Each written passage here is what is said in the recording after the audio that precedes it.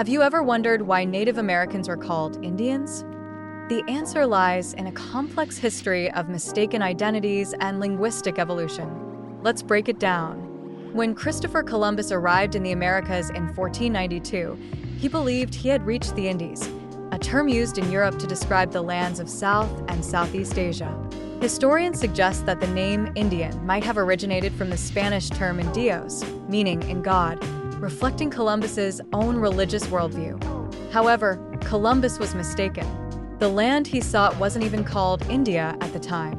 What we know today as India was referred to by many names, including Hindustan, which comes from the Indus River, known historically as Sindhu or Indu. The term India itself has ancient roots, predating Columbus, derived from Greek and Latin adaptations of these names.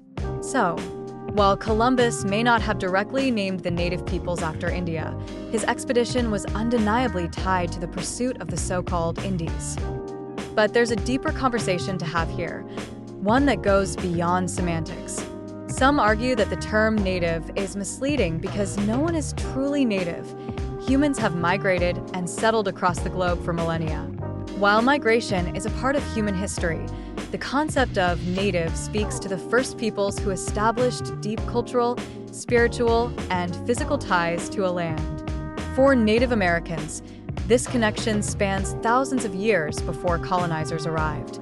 Critics often point out that indigenous tribes also engaged in violence over land. But comparing this to settler colonialism is misleading.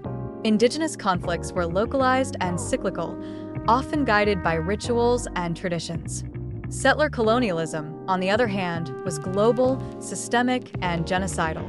It brought industrialized violence, racialized oppression, and a complete disregard for indigenous ways of life.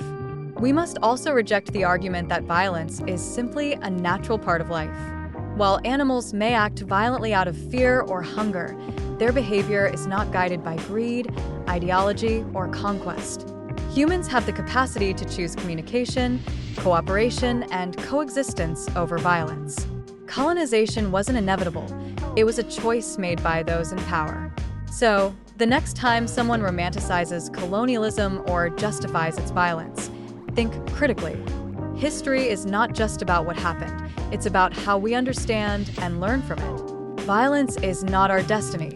It's a choice. Let's choose better.